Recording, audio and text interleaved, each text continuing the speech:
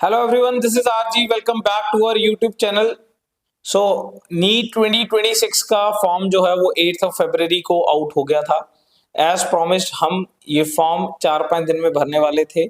सो आज की वीडियो में हम स्टेप बाय स्टेप समझेंगे कि ये नीट का फॉर्म किस तरीके से भरा जाना चाहिए। फाइन। सो सबसे पहले बात करते हैं, आपको स्क्रीन पे दिख रहा होगा, आपको खोलनी है वेबसाइट neet.nta.nic.in एंड उसमें जो सबसे पहले कॉलम बना हुआ है आपको मेंशन करा हुआ है मैंने, registration for NEET UG 2026 is live. इस पे क्लिक करना है तो आप इस तरीके के पेज पे रीडायरेक्ट हो जाओगे। फाइन। तो इसमें 3 आप देख सकते हो कि यहाँ पे कॉलम्स बने हुए हैं। सबसे पहले है डाउनलोड इंफॉर्मेशन बुलेटिन। इसको आप डाउनलोड कर सकते हो, पूरे का पूरा पढ़ सकते हो। इसमें काफी चीजें हैं जो आपको समझ लेनी चाहिए फॉर द एग्जाम। फाइन। इसको भी हम एक एक करके डिस्कस कर लेंगे, बट फिलहाल हमें रजिस्ट्रेशन करानी है। तो सेकंड कॉलम है रजिस्टर योरसेल्फ फॉर नीट 2026। तो हमें इस वाले पे क्लिक करना है अगर हम अभी रजिस्टर कर रहे हैं फर्स्ट टाइम। अगर आपने थोड़ा बहुत भी प्रोसेस कर लिया है, रजिस्ट्रेशन कर दिया है, फॉर्म बाकी का फिल आउट करना रहता है, तो आप ऑलरेडी रजिस्टर्ड कैंडिडेट उस वाले में जाएंगे। अदरवाइज अभी फ्रेश स्टार्ट करने लगे हैं तो सेकंड वाला कॉलम जो मैंने मेंशन किया है न्यू रजिस्ट्रेशन, इस पे क्लिक करेंगे। तो जैसे ही आप क्लिक करोगे सबसे पहले आपके पास एक फॉर्म खुल के आ जाएगा जिसमें आपके पास लिखा होगा व्यक्तिगत विवरण यानी कि पर्सनल डिटेल्स। सबसे पहले कैंडिडेट नेम, अपना नाम भरें। उसके बाद गार्डियन नेम, फादर्स नेम भरें, मदर्स नेम भरें, आपका डेट ऑफ बर्थ भरें, जेंडर भरें। ठीक है ना। फॉर्म आप खुद फिल आउट कर सकते हो और कोई दिक्कत वाली बात नहीं है, आपकी डिटेल्स है, आपसे बढ़िया कौन जानता है। फाइन। उसके बाद कंफर्म पर्सनल डिटेल्स में दोबारा कैंडिडेट नेम भरें, फादर्स नेम भरें, मदर्स नेम भरें, डेट ऑफ बर्थ और जेंडर ये दोबारा से भरना है। Clear. Next your present address. ठीक है ना। तो क्या आपका एड्रेस है, मतलब बेसिकली आधार कार्ड वाला एड्रेस आई थिंक आपको लिख लेना चाहिए यहाँ पे। ठीक है ना, जो भी आपका प्रेजेंट एड्रेस है, बिकॉज ऑब्वियसली आपने आधार कार्ड जो है वो अपना अपडेट करा लिया होगा, तो वो अपना एड्रेस लिखें। एड्रेस लाइन 1, लाइन 2, लाइन 3 अगर आपका एड्रेस थोड़ा बड़ा है तो उनको यूज कर लें। फाइन। नेक्स्ट उसके बाद कंट्री, ऑब्वियसली ज्यादातर बच्चे जो है वो इंडियन है तो कंट्री चूज करें, स्टेट चूज करें, अपना डिस्ट्रिक्ट चूज करें एंड उसका पिन कोड लिखें। क्लियर।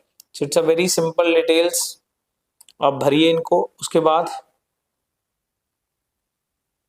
इलेक्ट्रॉनिक कम्युनिकेशन एड्रेस है हमारे पास यहाँ पे, that is your email ID. अपनी ईमेल आईडी भरें। कंफर्म करने के लिए एक बार फिर से अपनी ईमेल आईडी भरें। ठीक है ना। मैंने जानबूझ के कॉलम खाली रखे हुए हैं, कई फॉर्म मैंने भरे हूँ पर मैंने ब्लर कर रखा है। ठीक है ना, किसी बच्चे की डिटेल के लिए आप भर सकते हो अपनी डिटेल्स, काफी ज्यादा इजी काम है ये। मोबाइल नंबर भरें, कंफर्म करने के लिए दोबारा से सेम मोबाइल नंबर भरें, अल्टरनेट मोबाइल नंबर भरें।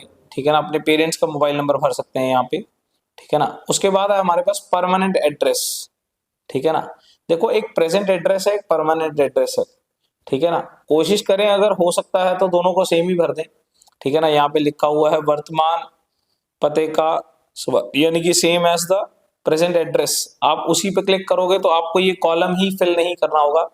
अदरवाइज अगर आपका मतलब कह सकते हैं कि जैसे कई बार बच्चे बाहर रह रहे होते हैं तो उनका वो एड्रेस कुछ और होता है, घर का एड्रेस कुछ और होता है। वैसे तो कोशिश करें कि दोनों एड्रेसेस अगर सेम हो जाएं आपके लिए, आपके होम टाउन के, तो ज्यादा बेस्ट है। ठीक है ना। अदरवाइज आपका प्रेजेंट एड्रेस वहां भरें और यहाँ पे आपका जो परमानेंट एड्रेस है जहां आपकी फैमिली स्टे कर रही है वो एड्रेस लिखें। ठीक है ना। Address line 1 optional, line 2 optional, line 3 state, city या कह सकते हैं कंट्री, सारा पिन कोड वगैरह भर दें। क्लियर। आप देख सकते हो मेरे वाले फिगर में मैंने इसे same as the present address कर दिया था, तो मेरे को कोई फिल आउट नहीं करना है कुछ भी। फाइन। यहाँ पासवर्ड रखें जो आप अपने फॉर्म का रखना चाहते हो। जब भी आप दोबारा लॉगिन करोगे तो क्या एड्रेस होना क्या पासवर्ड होना चाहिए वहां पे ये पासवर्ड भरें। कंफर्म पासवर्ड के लिए एक बार फिर से अपना जो आपने पासवर्ड चूज किया है वो रखें। ठीक है ना। अच्छा पासवर्ड रखें ताकि आपके दोस्त पिक ना कर लें इसे। फाइन। तो सिक्योरिटी क्वेश्चन ये बेसिकली तब जरूरत पड़ती है अगर आप अपना पासवर्ड वगैरह भूल गए हो, तो फिर आप ये सिक्योरिटी क्वेश्चन को आंसर करके अपना पासवर्ड दोबारा से रिट्रीव कर सकते हो थ्रू द ओटीपी वगैरह लेके, ठीक है ना।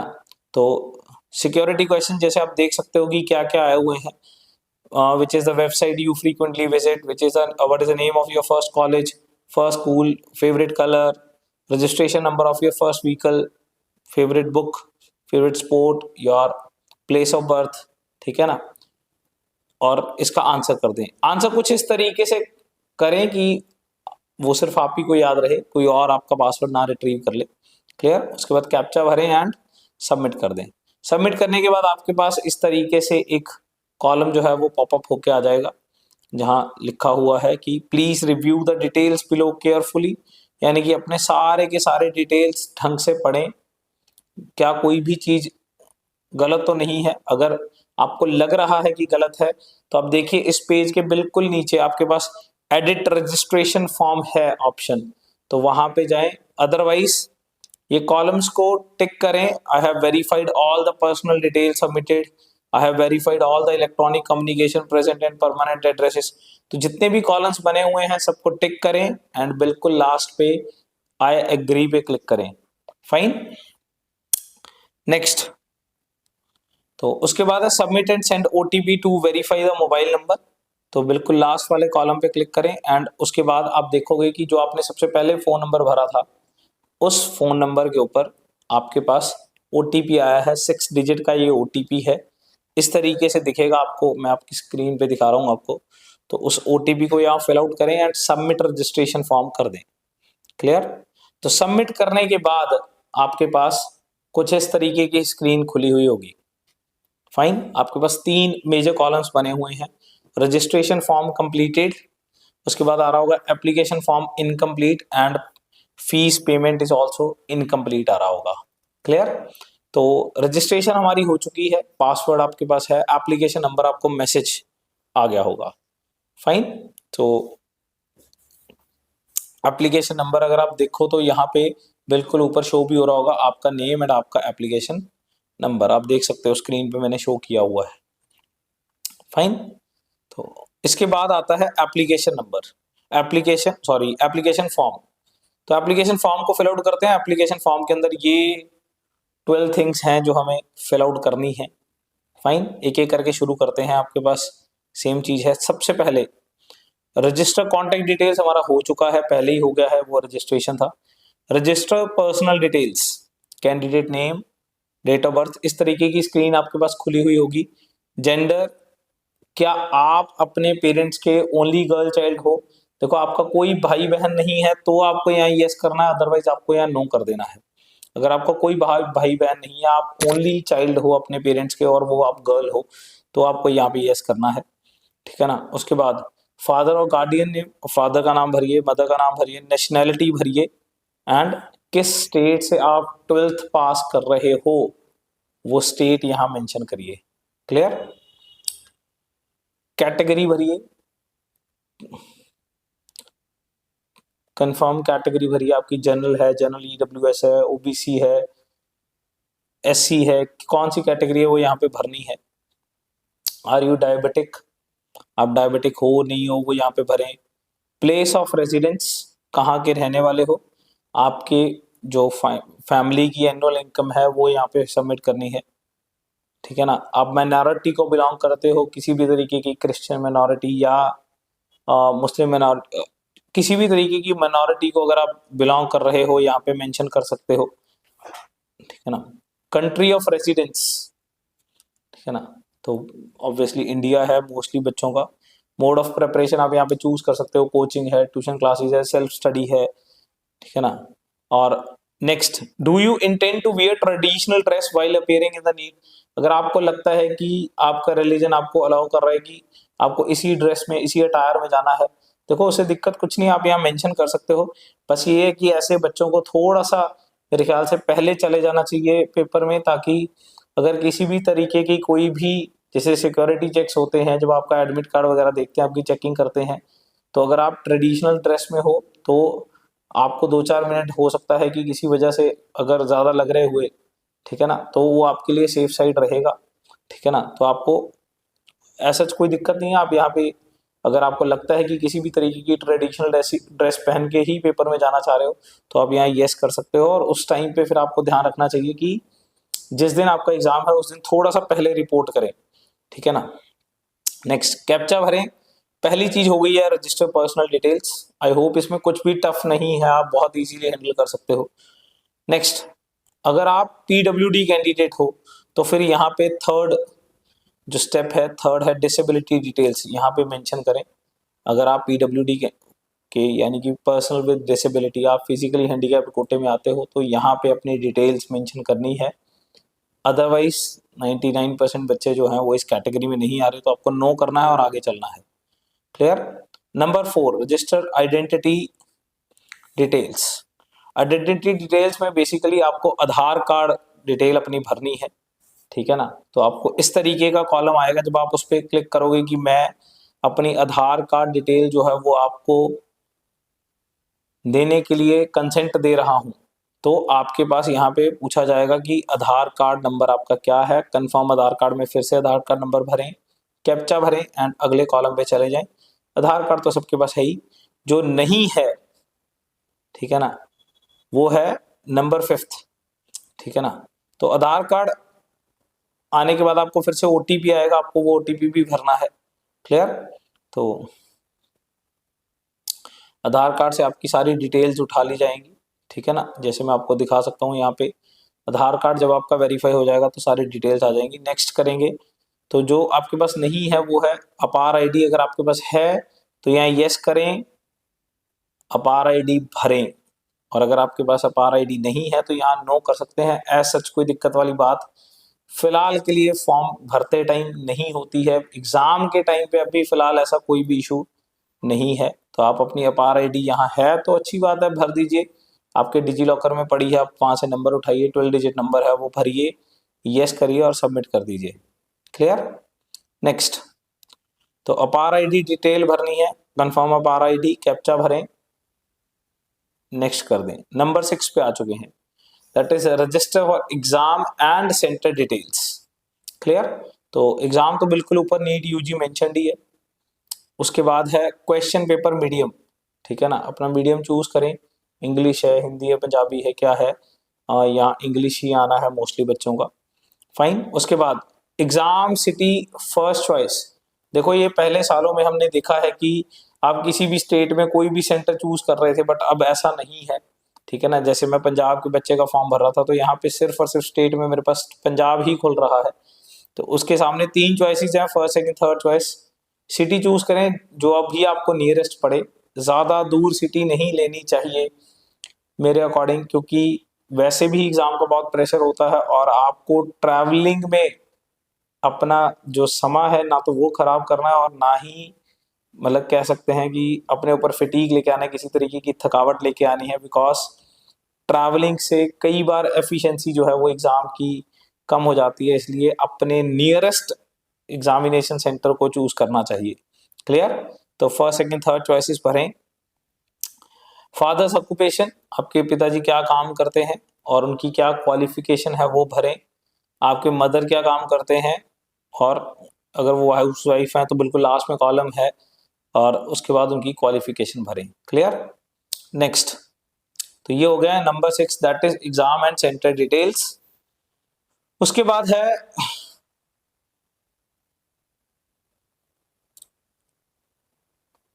क्वालिफिकेशन डिटेल्स में चल रहा है। The very first column is आपके 10th की क्वालिफिकेशन डिटेल्स, ठीक है ना। सबसे पहले है पास स्टेटस, ऑब्वियसली यहाँ पास आ जाएगा।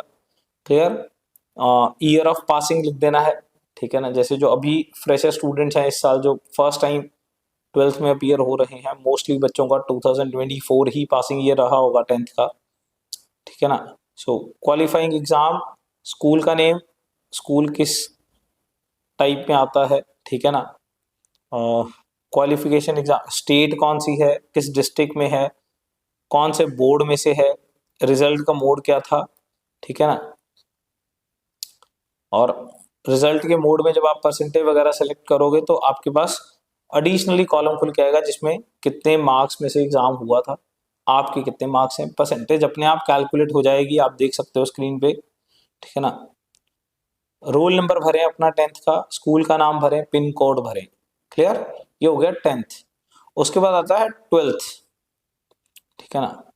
तो 12th में आप करंट अगर स्टूडेंट्स की बात करें जो अभी फिलहाल 12th में है, तो पास स्टेटस में आप भरोगे यहाँ पे अपीयरिंग। तो जब आप अपीयरिंग भरोगे तो नीचे जो क्वालिफाइंग एग्जाम है उसमें कोड 01 आ जाएगा, ठीक है ना। कोड मैं आपको अलग से मेंशन भी कर दूंगा कोड की वीडियो में कि क्या होता है। यहाँ पे कोड 01 आ जाएगा। एंड जो रेगुलर ड्रॉपर्स हैं, मतलब बेसिकली अभी 12th पास किया और इस साल जस्ट ड्रॉप लेके 12th में नीट की, मतलब ड्रॉप लेके अभी पिछले साल 12th किया था, ड्रॉप लेके तैयारी कर रहे हैं नीट की, तो उनका कोड 02 है। रेस्ट कोड 3 4 5 6 7 किस चीज के लिए मैं आपको अलग से मेंशन भी कर दूंगा। बट अगर आप 12th अपीयरिंग हो तो कोड 01 है, ड्रॉपर्स के लिए कोड 02 है, ठीक है ना। वो फिर आपने कॉलेज वगैरह में एडमिशन ले रखा है उस हिसाब से कोड 3 कोड 4 ऐसे बने हुए हैं। क्लियर। स्कूल का स्थान अर्बन है, रूरल है, ठीक है ना, प्राइवेट स्कूल है, गवर्नमेंट है, वो सारा कुछ आपको यहाँ मेंशन करना है। किस स्टेट में से, किस डिस्ट्रिक्ट में है, किस बोर्ड से है। रिजल्ट मोड ऑब्वियसली यहाँ पे नहीं आ रहा होगा बिकॉज अगर आप अपीयरिंग हो तो, जैसे मेरे में नहीं आ रहा बिकॉज मैंने अपीयरिंग कैंडिडेट कोड 01 के लिए भरा है। फाइन। तो अगर कोई बच्चा पास आउट है यानी कि कोई ड्रॉपर है इस साल, तो उसका डेफिनेटली यहाँ पे रिजल्ट वगैरह पूछ रहे होंगे। फाइन। स्कूल का नाम भरें, स्कूल का पिन कोड भरें, कैप्चा भरें। तो यहाँ से हमारी 7th थिंग यानी कि रजिस्ट्रेशन फॉर क्वालिफिकेशन डिटेल्स हो गया है। नंबर 8 है रजिस्टर एडिशनल डिटेल्स। तो इसमें पूछा जाता है कि आपका कोई ट्विन भाई बहन तो नहीं है, ठीक है ना। अगर आपका कोई ट्विन है सो दैट आपको रिकॉग्नाइज करना इजी हो जाए, तो उसके लिए आपसे पूछेंगे। अगर नहीं है तो यहाँ नो भरें, ठीक है ना। आप have you ever appeared in NEET examination, अगर आप पहले कभी भी आपने पेपर दिया है तो यहाँ पे उस हिसाब से भरें। प्लेस ऑफ बर्थ भरें, स्टेट भरें, डिस्ट्रिक्ट भरें, ये सारी डिटेल्स भर दें। Clear. And next is emergency details, ठीक है ना। इन केस अगर किसी भी तरीके से एनटीए को आपको कांटेक्ट करना हुआ किसी भी रीजन से, फिलहाल वैसे करना तो नहीं होता है, इस तरह मेल्स ही आने होते हैं, बट अगर आपको किसी भी तरीके से इमरजेंसी किसी वजह से कांटेक्ट करना पड़ सकता है तो आपका मोबाइल नंबर और ईमेल आईडी एक और एडिशनल यहाँ पे भरें। फाइन।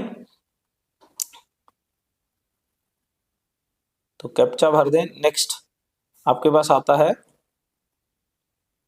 जो भी आप इमरजेंसी ईमेल आईडी और कांटेक्ट नंबर भरोगे उन दोनों पे ओटीपीज आएंगे, उन दोनों ओटीपीज को भरें। एंड देन नेक्स्ट 10th आता है आपके पास लाइव कैप्चर फोटोग्राफ, ठीक है ना। ये एक नई एडिशनल चीज है। तो लाइव कैप्चर फोटोग्राफ में आप देख सकते हो कि लेफ्ट कॉलम में आपके पास लाइव कैमरा आ रहा होगा, ठीक है ना। तो अगर आप लैपटॉप पे भर रहे हो, अगर मोबाइल पे तो खैर नहीं भर सकते, अगर आप कंप्यूटर पे भर रहे हो तो उसके साथ कैमरा अटैच कर लें। अगर आप लैपटॉप पे भर रहे हो तो डेफिनेटली जो लैपटॉप का कैमरा है वो इनेबल हो गया होगा, नहीं तो उसे अलाउ कर दें, इनेबल कर दें। तो वहां से आपकी जो फोटोग्राफ है वो कैप्चर होने लग गई होगी, लेफ्ट वाले कॉलम में आप देख सकते हो। इस हिसाब से क्लिक करें सो दैट आपकी जो बैकग्राउंड है वो बिल्कुल साफ हो, आपका जो चेहरा है वो काफी ज्यादा बढ़िया तरीके से विजिबल हो, 80% आपका चेहरा दिख रहा हो, ठीक है ना। तो इस तरीके से लेके आए और जैसे ही आपको लगता है कि आपकी पोजीशन इतनी बढ़िया से सेट हो गई है, ठीक है ना, तो वहां पे कैप्चर लाइव फोटोग्राफ कर दें, ठीक है ना। जब आप कैप्चर कर दोगे तो राइट साइड पे जो बना हुआ है कैप्चर्ड लाइव फोटोग्राफ, उसमें आपकी फोटोग्राफ आने लग जाएगी, ठीक है ना। अगर आपको लगता है कि उसे दोबारा से खींचना है फोटो को, इतनी अच्छी नहीं आई है, तो आप रिफ्रेश कर सकते हो जो राइट कॉलम में लिखा हुआ है। अदरवाइज आप अपलोड फोटोग्राफ कर सकते हो। दोनों में से आप कोई भी चीज चूज कर सकते हो। अगर बिल्कुल भी आपके पास इसका एक्सेस नहीं बन रहा मोबाइल इसमें लैपटॉप में, तो आपके पास ऊपर क्यूआर कोड है, आप उसकी हेल्प से क्यूआर कोड को स्कैन करके एक फोन से आप थ्रू फोन भी अपनी फोटोग्राफ जो है वो कैप्चर करके यहाँ पे अपलोड कर सकते हो। आप ऊपर वाले क्यूआर कोड को स्कैन करें, एक अच्छा मोबाइल लें, उसे ऊपर वाला क्यूआर कोड स्कैन करें जो दिख रहा है, तो आपके पास कैमरा खुल जाएगा। उस कैमरे में आप अपनी सेल्फी लीजिए, सेल्फी मस्ट बी क्लियर, 80% आपका चेहरा दिखना चाहिए, बैकग्राउंड साफ होना चाहिए। तो फोटो क्लिक कर दें और यहाँ पे वो फोटोग्राफ कैप्चर होके आ जाएगी। अगर आपको लगता है कि ओके है तो अपलोड फोटोग्राफ करें, नहीं तो रिफ्रेश करके दोबारा से खींचें। क्लियर। नेक्स्ट आता है अपलोड डॉक्यूमेंट्स। मैंने लास्ट वीडियो में भी बता दिया था कौन कौन से डॉक्यूमेंट्स अपलोड करने हैं, ठीक है ना। सबसे पहले तो अपनी एक पासपोर्ट साइज फोटोग्राफ बढ़िया तरीके से उसका स्कैन करें, यहाँ पे अपलोड करें, ठीक है ना। जेपीजी फॉर्मेट में होनी चाहिए, 10 से लेके 200 KB के बीच में होनी चाहिए। फाइन। उसके बाद लेफ्ट एंड राइट हैंड के पूरे 5 फिंगर्स के इम्प्रेशंस लगाने हैं यहाँ पे। ये भी जेपीजी फॉर्मेट में होना चाहिए और 10 से लेके 200 KB के बीच में होना चाहिए। सिग्नेचर 10 से लेके 100 KB के बीच में होने चाहिए, ठीक है ना। 10th की मार्कशीट ये PDF फॉर्मेट में होनी चाहिए। 10th का सर्टिफिकेट, देखो अगर आपके पास आपके बोर्ड ने बहुत सारे अलग अलग स्टेट बोर्ड जो है वो 10th की मार्कशीट अलग से देते हैं और पासिंग सर्टिफिकेट अलग से देते हैं। अगर आपके पास वो है तो वो यहाँ पे वो पासिंग सर्टिफिकेट लगाएं, अदरवाइज 10th की मार्कशीट ही यहाँ पे दोबारा अपलोड करी जा सकती है। Fine. Next present and permanent address proof, ये भी PDF फॉर्मेट में करना है। इसमें आप आधार कार्ड वगैरह अपना जो है वो अपलोड कर सकते हो, जिसमें आपका एड्रेस बिल्कुल क्लियरली विजिबल हो कि क्या आपका एड्रेस है, ठीक है ना। जब आप सबको एक एक करके जब आप चूज फाइल करोगे, उसको अपलोड करोगे, तो एक एक करके आपके पास इस तरीके से साइड पे कॉलम में आप देख सकते हो, व्यू वाले कॉलम में सारे डॉक्यूमेंट आ गए हैं। आपको चेक करना है कि सही से अपलोड हो गया है, तो आप एक एक करके इसे खोल कर भी देख सकते हो। क्लियर। लास्ट में अपलोड करें और फिर आपके पास आपका पूरा फॉर्म आ जाएगा, ठीक है ना, जिसमें अलग अलग जगहों पे 4 अलग अलग चेक पॉइंट्स बने हुए हैं कि मैंने ये चेक कर लिया है, मेरी डिटेल सही है। उन सब पे क्लिक करें एंड लास्ट फाइनली जो लास्ट आई एग्री लिखा हुआ है उस पर क्लिक करें and final submission of application कर दें। क्लियर। सो फाइनल सबमिशन के बाद आप देख सकते हो कि जो बिल्कुल स्टार्टिंग में 3 वो बने हुए थे, ठीक है ना, आपके पास 3 चीजें बनी हुई थी। कौन कौन सी? एक तो रजिस्ट्रेशन फॉर्म वो कंप्लीटेड आने लग गया है, अब एप्लीकेशन फॉर्म वो भी कंप्लीटेड आने लग गया है। फीस पेमेंट अब वो इनकम्प्लीट है। फाइन। तो नीचे मतलब आपके पास कॉलम बना हुआ है नीचे फीस पेमेंट का, ठीक है ना। फीस पेमेंट पे क्लिक करें और अपने रिस्पेक्टिव क्राइटेरिया के हिसाब से जो फीस जो है सबमिट कर दें। जो भी आपको net banking, debit card, credit card, जिसमें भी आप कंफर्टेबल हो वो फीस जो है वो सबमिट कर दें। Clear. So this is how the form should be filled, ठीक है ना। बिल्कुल लेफ्ट में एक कॉलम आ रहा है, अगर आप ध्यान से देखोगे तो verify your mobile number and email ID. इसमें मोस्टली जो मोबाइल नंबर है वो वेरीफाई हो चुका होता है, आपके पास OTP आया हुआ होता है एक बार जब आप आधार कार्ड डिटेल वगैरह भरते हो। इसमें जो सेकंड कॉलम है वेरीफाई ईमेल आईडी, ये रहता होता है। तो वेरीफाई ईमेल आईडी को आप क्लिक करें, एक बार अपनी ईमेल आईडी भी यहाँ पे वेरीफाई करके रख लें, सो दैट सारी की सारी डिटेल्स आपकी ईमेल आईडी पे आपको जैसे ही कोई चीज आती है, आपका कोई एडमिट कार्ड है या कुछ भी है, वो आपको आपके ईमेल आईडी पे भी मिल जाए। Clear. So this is the how the form should be filled. अगर आपको किसी भी तरीके की कोई दिक्कत आ रही है, देखो मैं मान के चलता हूं कि आप सब काफी ज्यादा इंटेलिजेंट हो, खुद से फॉर्म भर सकते हो, ठीक है ना, इसमें कोई खास बड़ी बात नहीं है। मतलब अगर आपके पास लैपटॉप वगैरह ही नहीं है तो बात अलग है, अदरवाइज कैफे में जाने से अच्छा यार, आप जिंदगी में इतना बड़ा मुकाम हासिल करने वाले हो, डॉक्टर बनने वाले हो, ये कौन सी बड़ी बात है फॉर्म भरना, आप खुद से भर सकते हो। इसे थोड़ी सी गाइडेंस की जरूरत होती है, तो वो मैंने आपको सारी की सारी मेंशन कर दी है। Wish you best luck. किस भी चीज में दिक्कत है तो आप कमेंट सेक्शन में लिख सकते हो। Thank you so much. अपने दोस्तों के साथ शेयर करें। Good luck.